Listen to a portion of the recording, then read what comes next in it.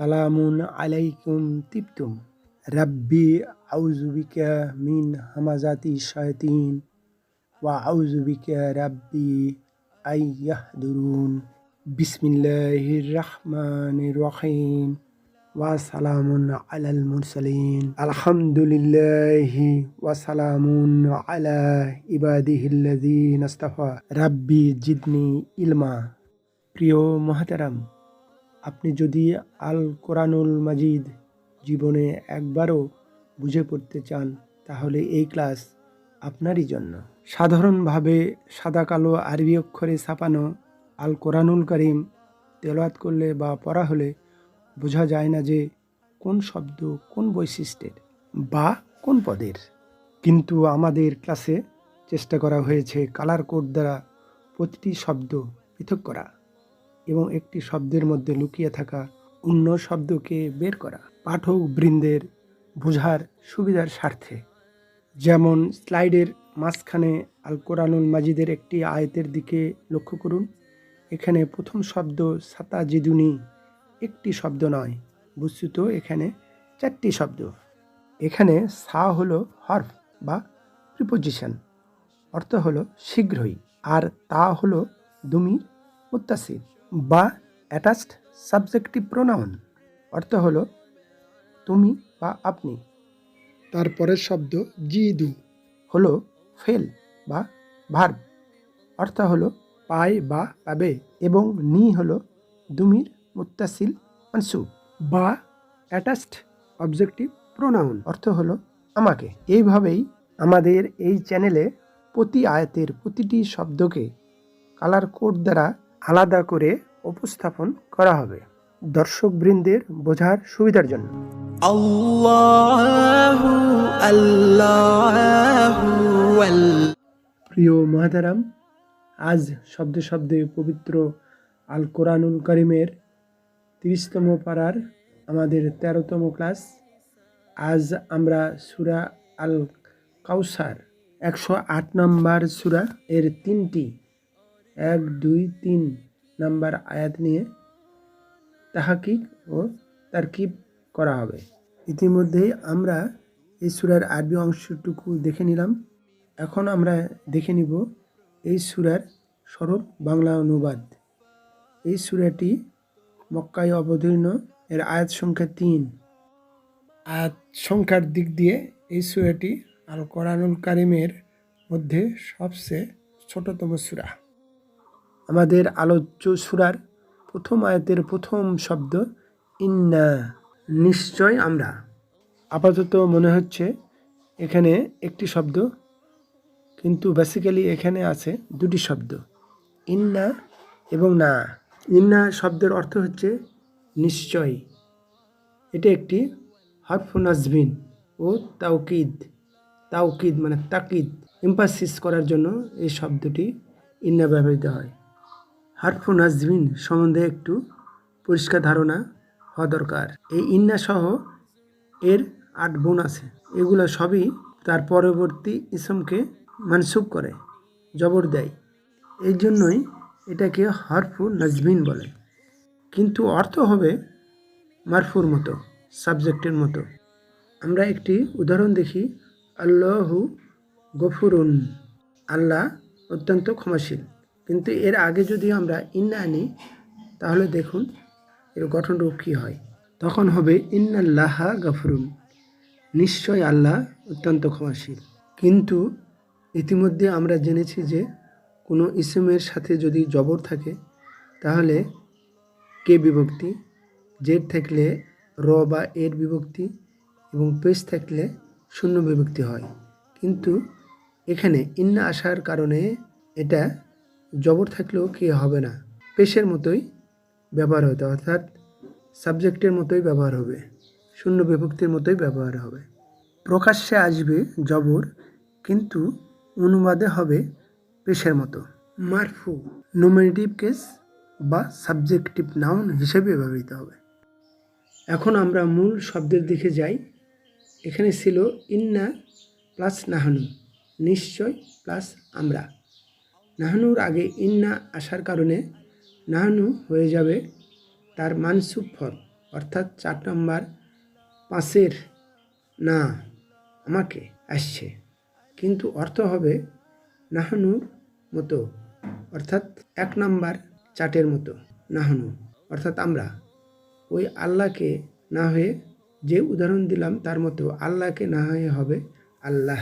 পরের শব্দ আতাইনাকা, আমরা তোমাকে দিয়েছি। এটি একটি মাদি ক্রিয়া, কারণ সাবজেক্ট এসেছে ক্রিয়ার পিছনে পরে, এবং এটি 4 নম্বর গ্রুপের অন্তর্ভুক্ত 4G সাবগ্রুপের একটি ক্রিয়া। নাকিস ক্রিয়া থেকে উদ্ভূত, যার শেষ বর্ণ দুর্বল। আতা সে দিয়েছে, এটার মুদারি ইউতি, সে দেয় দিবে। এটার আমর আতি, এবং এটার মাজদার ইতাউন। এই চাটে আমাদের প্রত্যাশিত কনজুগেশন পাবো না, তাই আমাদের যেতে হবে বড় কনজুগেশন চাটে। আতোয়া সে দিয়েছে, আতোয়াও তারা দিয়েছে, আতোয়াইতা তুমি দিয়েছ, আতোয়াইতুম তোমরা দিয়েছ, আতোয়াইতু আমি দিয়েছি, আতোয়াইনা আমরা দিয়েছি। এই সেই আমাদের প্রত্যাশিত আলোচ্য আতোয়াইনা। এখান থেকে এসেছে আমাদের আলোচ্য আতোয়াইনা। শব্দের পরের অংশটি কা। এটি একটি অ্যাটাচড অবজেক্টিভ প্রোনাউন, যা আমরা পাই 4 নম্বর 5-এ। হু তাকে, হুম তাদেরকে, কা তোমাকে।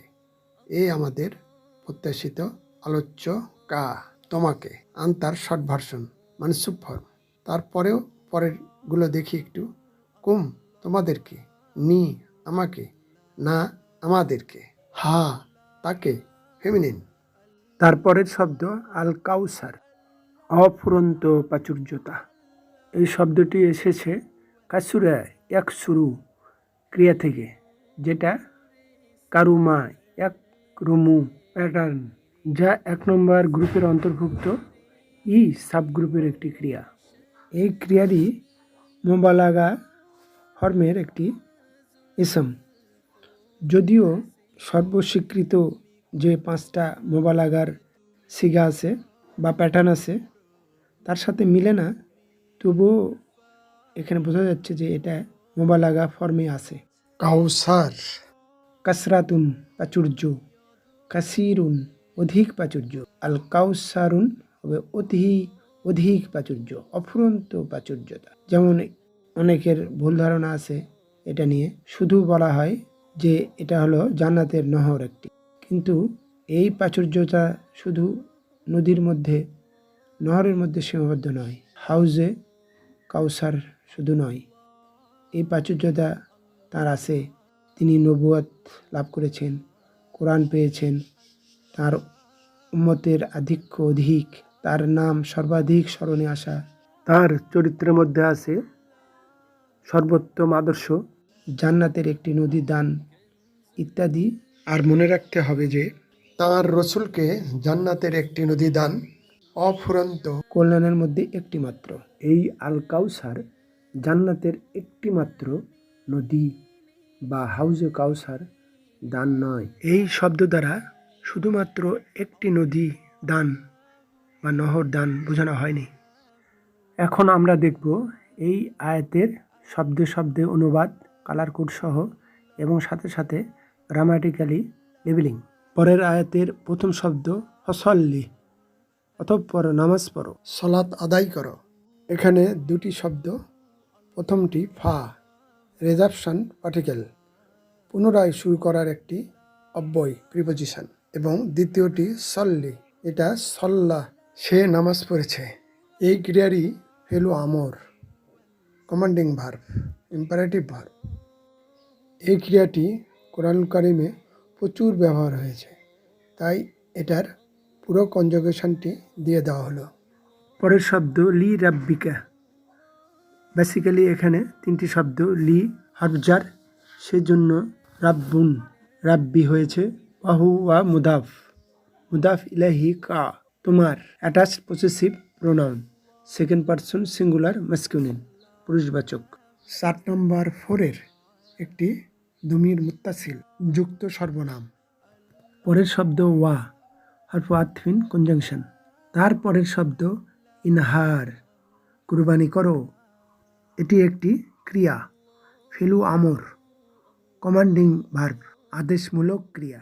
এই ক্রিয়ার মাদি রূপ নাহারা, সে কুরবানি করেছে। এটার মুদারি ইয়ানহারু, সে কুরবানি করে, করবে। এটার আমর ইম্পারেটিভ, ইনহার, তুমি কুরবানি করো। এটাই আমাদের প্রত্যাশিত আলোচিত ফেলু আমর। এখান থেকেই আমাদের আলোচ্য আয়াতের ইনহার এসেছে।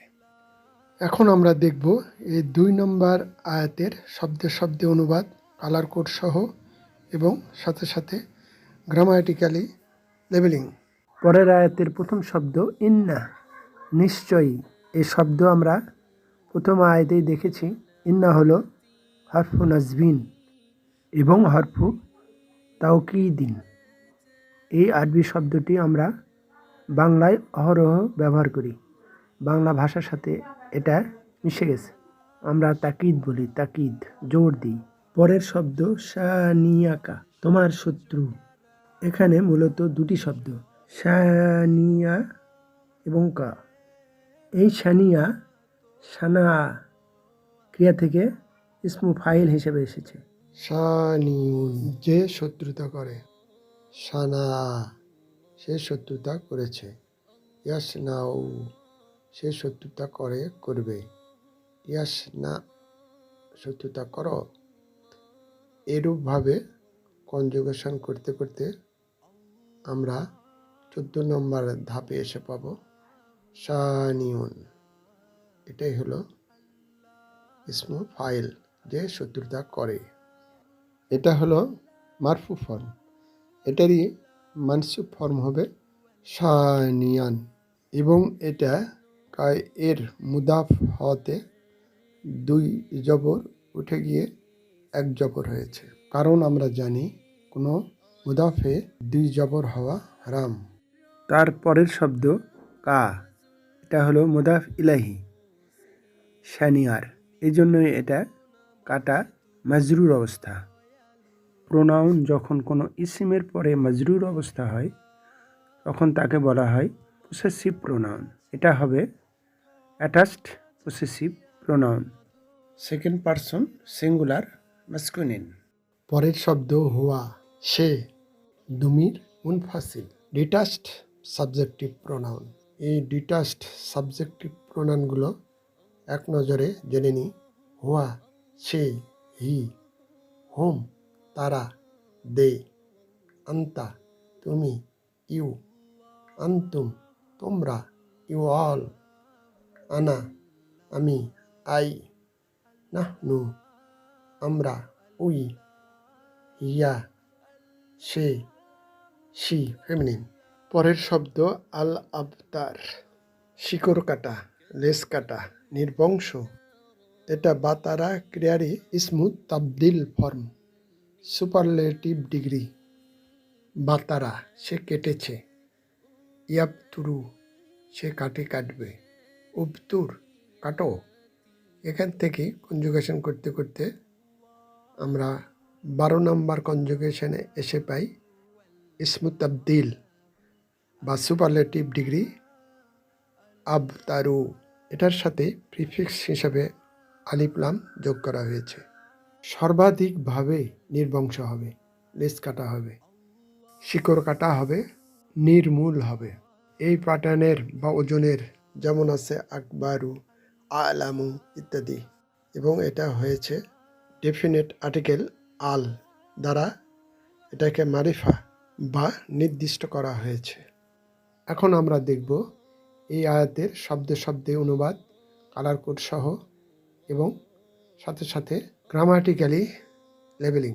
প্রিয় মহতারাম, আজ এই পর্যন্তই। অমা তৌফিকি ইল্লা বিল্লাহ, আলাইহি তাওয়াক্কালতু ওয়া ইলাইহি উনীব। এই চ্যানেলটি ভালো লাগলে প্লিজ একটি লাইক দিন, সাবস্ক্রাইব আইকনটিতে প্রেস করুন, পাশের অল আইকনটিতে ক্লিক করুন।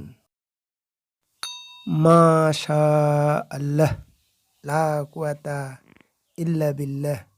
আসসালামু আলাইকুম ওয়া রাহমাতুল্লাহ।